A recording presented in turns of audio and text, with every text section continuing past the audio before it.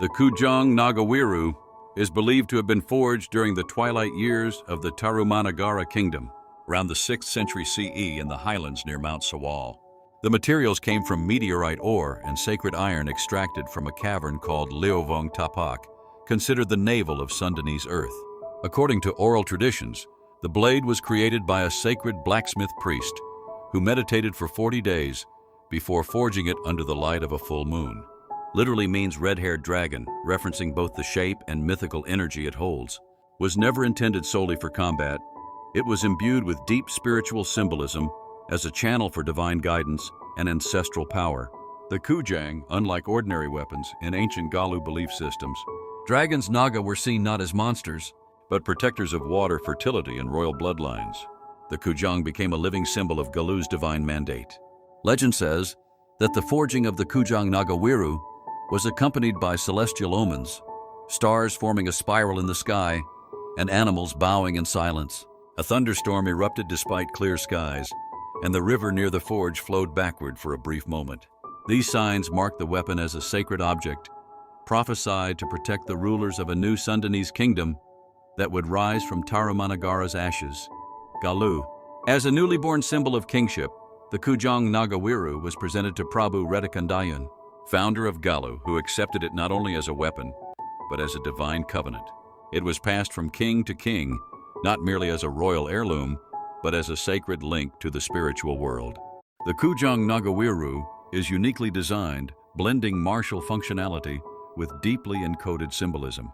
The blade is about 40 centimeters long, slightly curved like a crescent moon, with 3 carved hollows near the spine, each said to represent a cosmic realm.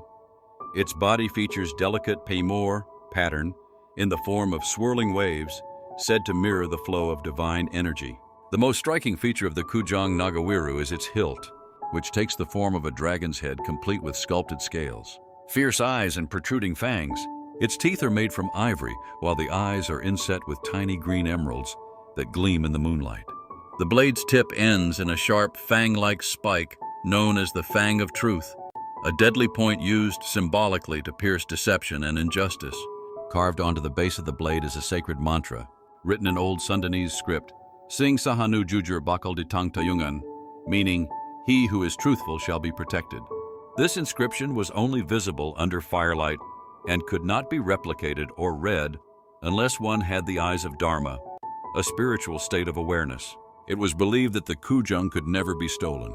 If taken forcefully by someone impure or unworthy, it would grow heavier until it became immovable, or would simply vanish into mist. Many tried to forge replicas, but none matched the energy or aura that radiated from the real Kujang Nagawiru, which vibrated faintly when held by someone noble-hearted. The first and most revered wielder was Prabhu Wretikandayun, the founder of Galuh. He is said to have used the Kujang during a ceremonial ritual invoking Hyang Batara Guru to consecrate the founding of his kingdom. It was during this ritual that he received the divine recognition of Galuh as a legitimate successor to Tarumanagara. His son, Rahyang Mandiminyak, inherited the Kujang not merely as a weapon, but as a meditative object. Mandiminyak would hold the Kujang during deep trance rituals, using it to commune with the spirits of the land and the ancestors of the Sundanese people. There are stories of the blade glowing faintly when truth was spoken in its presence, and dimming when lies were told. Prabhu Sena, Bratasenawa, the third ruler, wielded the Kujang Nagawiru in a time of dynastic tension.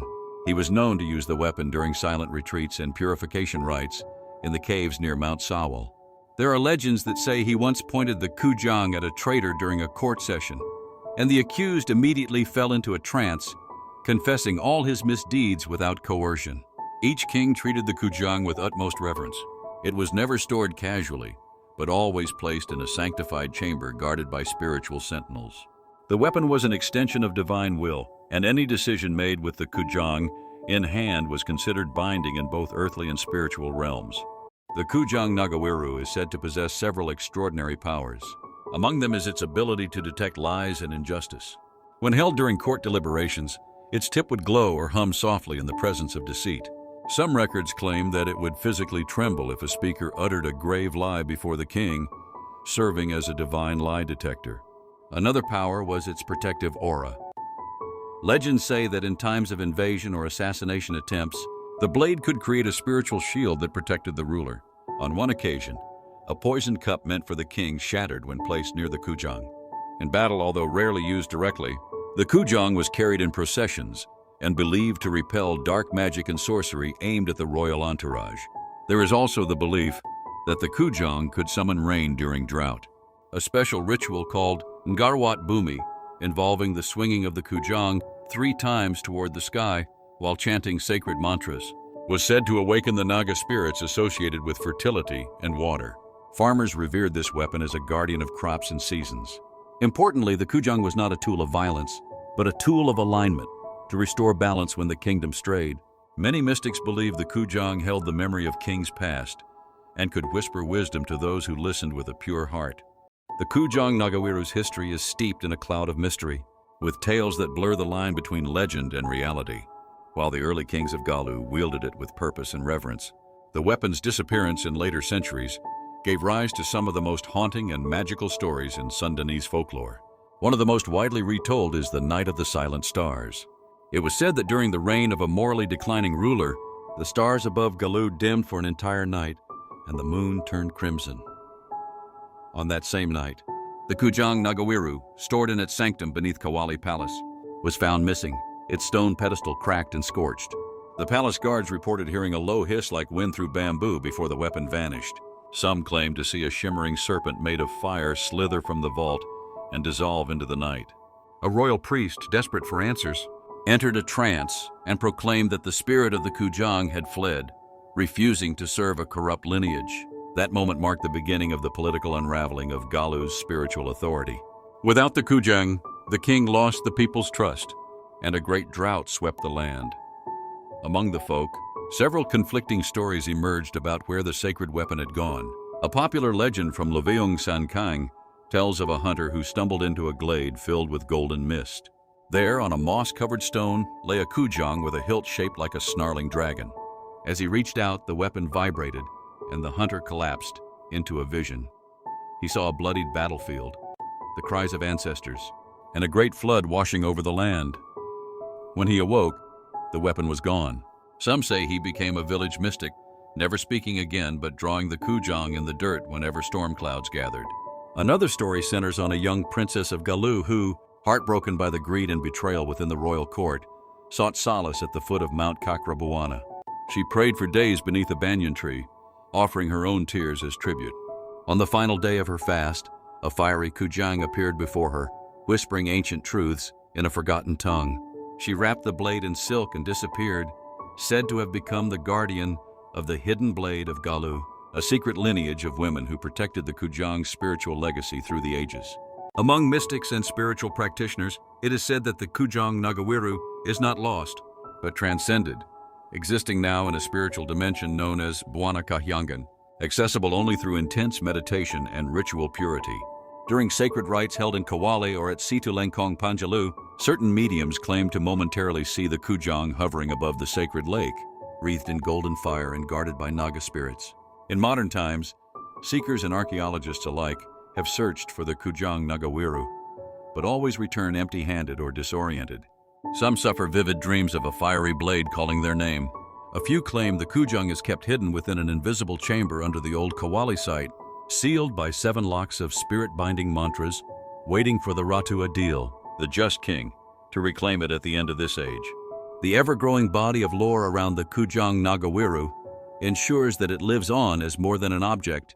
It is an entity, a force of balance, a relic that shapes destiny and refuses to serve the unworthy. In every corner of the Sundanese highlands, tales of its sudden appearance and whispered warnings echo like ripples through time. Today, the Kujang Nagawiru lives on not only in legends but in the cultural consciousness of West Java. Its likeness is seen in statues and logos, most notably the monument in Bogor shaped like a Kujang, though not directly modeled after Nagawiru.